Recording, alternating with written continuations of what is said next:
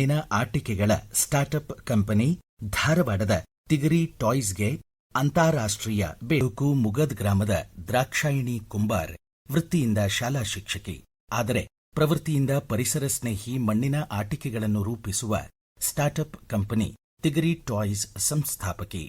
ತಮ್ಮ ತಂದೆ ತಾಯಿಯ ಕುಂಬಾರಿಕೆಗೆ ಆಧುನಿಕತೆಯ ಸ್ಪರ್ಶ ನೀಡಿ ದೇಶ ವಿದೇಶಗಳಿಗೂ ಮಣ್ಣಿನ ಸಾಂಪ್ರದಾಯಿಕ ಆಟಿಕೆಗಳನ್ನು ತಲುಪಿಸುವಲ್ಲಿ ಯುವ ಉದ್ಯಮಿ ದ್ರಾಕ್ಷಾಯಿಣಿ ಕುಂಬಾರ್ ಯಶಸ್ವಿಯಾಗಿದ್ದಾರೆ.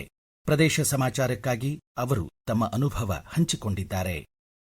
ನಮ್ಮ ಮೂಲ ಉದ್ಯೋಗ ಕುಂಬಾರಿಕೆಯಾಗಿದೆ. ಮನೆಯಲ್ಲಿ ನಮ್ಮ ತಾಯಿಯವರು ಈಗಲೂ ಕುಂಬಾರಿಕೆಯನ್ನ ನಡೆಸಿಕೊಂಡು ಹೋಗುತ್ತಿರುವುದರಿಂದ ನನಗೆ ಮಣ್ಣಿನ ನಂಟು ಇದ್ದೇ ಇತ್ತು. ಜೊತೆಗೆ ಕುಂಬಾರಿಕೆಯಲ್ಲೇ ಏನಾದ್ರೂ ಮಾಡಬೇಕೆಂಬ ಆಸಕ್ತಿ ಕೂಡ ಬಹಳ ದಿನಗಳಿಂದ ಇತ್ತು. ಮನೆಯ ಮಕ್ಕಳಿಗೆ ನಮ್ಮ ತಾಯಿಯವರು ಒಲೆ ಕುಡಿಕೆ, ಬಿಸುಕಲ್ಲು, ಒರಳು, ಕಾರದ ಕಲ್ಲು, ಚಪಾತಿ ಮಣಿ ಹೀಗೆ ಸಾಂಪ್ರದಾಯಿಕವಾದ ಆಟಿಕೆಗಳನ್ನು ಮಾಡಿಕೊಟ್ಟರು. ಮಕ್ಕಳು ಇವುಗಳ ಜೊತೆಗೆ ಖುಷಿಯಾಗಿ ಮತ್ತು ಕ್ರಿಯಾತ್ಮಕವಾಗಿ ಆಟ ಆಡಿದ್ದನ್ನು ನಾನು ಗಮನಿಸಿದೆ. ನಂತರ ನಾನು ಇವುಗಳಿಗೆ ಬಣ್ಣ ಹಚ್ಚಿ ಚಿತ್ತಾರ ಮಾಡಿ ಮಕ್ಕಳ ಹುಟ್ಟು ಹಬ್ಬಕ್ಕೆ ಉಡುಗೊರೆಯಾಗಿ ನೀಡತೊಡಗಿದೆ. ಆಗ ಪೂಜಾ ದಾವಡೆ ಅನ್ನುವರು ಈ ಆಟಿಕೆಗಳು ತುಂಬಾ ಚೆನ್ನಾಗಿವೆ, ಇವುಗಳಿಗೆ ಬೇಡಿಕೆ ಕೂಡ ಇದೆ, ಇನ್ಸ್ಟಾಗ್ರಾಮ್ ನಲ್ಲಿ ಮಾರಾಟ ಮಾಡೋಣ ಅಂತ ಅವರು ನಮ್ಮ ಸಹಾಯಕ್ಕೆ ನಿಂತರು. ಈ ಸಾಂಪ್ರದಾಯಿಕ ಆಟಿಕೆಗಳಿಗೆ ನಾವು ತಿಗರಿ ಟಾಯ್ಸ್ ಅನ್ನೋ ಹೆಸರಿಟ್ಟು ಬೆಂಗಳೂರು, ಮೈಸೂರು, ದೆಹಲಿ, ಗುಜರಾತ್, ರಾಜಸ್ಥಾನ್ ಎಲ್ಲ ಕಡೆಗೂ ಮಾರಾಟ ಮಾಡುವುದರ ಜೊತೆಗೆ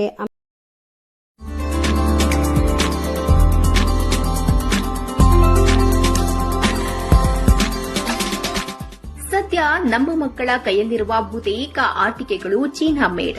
ಅದರಲ್ಲಿಯೂ ಬಹುತೇಕ ಎಲ್ಲವೂ ಪ್ಲಾಸ್ಟಿಕ್. ನಮ್ಮ ಇಡೀ ದೇಶವನ್ನ ಹೊರ ದೇಶದ ಆಟಿಕೆಗಳು ಆವರಿಸಿಕೊಂಡಿರುವ ಹೊತ್ತಿನಲ್ಲಿ ಕರ್ನಾಟಕದ ಒಂದು ಸಣ್ಣ ಹಳ್ಳಿಯ ಕುಂಬಾರರ ಕೈಯಲ್ಲಿ ತಯಾರಾಗಿರುವ ಆಟಿಕೆಗಳು ಈಗ ವಿದೇಶಿ ಮಕ್ಕಳ ಕೈಯಲ್ಲಿ ನಲಿದಾಡ್ತಿದೆ. ಅರೆ, ಇದೇನಿದು ಮಣ್ಣಿನ ಆಟಿಕೆ ಅಂದ್ಕೊಂಡ್ರಾ?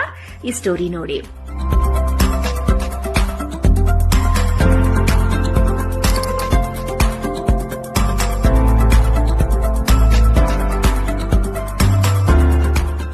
ಹದಗೊಳಿಸಿದ ಮಣ್ಣಿಗೆ ಮುದ್ದಾದ ಪುಟ್ಟ ಪುಟ್ಟ ಆಟಿಕೆ ರೂಪ ನೀಡುತ್ತಿರುವ ಕುಂಬಾರರು. ಈ ರೂಪಗಳಿಗೆ ಸುಂದರವಾದಂತ ಬಣ್ಣ ಲೇಪಿಸಿ ಪ್ಲಾಸ್ಟಿಕ್ ಆಟಿಕೆಗಳಿಗೆ ಸೆಡ್ಡು ಹೊಡೆಯುವ ರೀತಿಯಲ್ಲಿ ಕಂಗೊಳಿಸುವಂತೆ ಮಾಡುತ್ತಿರೋ ಮಹಿಳೆಯರು. ಕೊನೆಗೆ ಪ್ಯಾಕಿಂಗ್ ಆಗಿ ವಿದೇಶಕ್ಕೆ ಹೊರಟು ನಿಂತಿರುವಂತ ಪುಟಾಣಿ ತಿಗರಿ ಟಾಯ್ಸ್ಗಳು. ಇದು ಧಾರವಾಡ ತಾಲೂಕಿನ ಮುಗದ ಮಣ್ಣಿಗೆ ಅಂತಾರಾಷ್ಟ್ರೀಯ ಮಟ್ಟದಲ್ಲಿ ಮಾರ್ಕೆಟ್ ಒದಗಿಸಿಕೊಟ್ಟಿರೋ ತಿಗರಿ ಟಾಯ್ಸ್ ಸಾಹಸಗಾಥೆಯ ಕಥೆ. ಹೌದು, ಇದೆಲ್ಲದರ ಹಿಂದೆ ಇರುವುದು ಈ ಗ್ರಾಮದ ದ್ರಾಕ್ಷಾಯಿಣಿ ಕುಂಬಾರ ಎಂಬ ಮಹಿಳೆ. ಒಂದು ಕಾಲಕ್ಕೆ ಮುಗದ ಕುಂಬಾರರ ಮಡಿಕೆ, ಕುಡಿಕೆ, ಹೂಕುಂಡಗಳಿಗೆ ದೊಡ್ಡ ಬೇಡಿಕೆ ಇತ್ತು.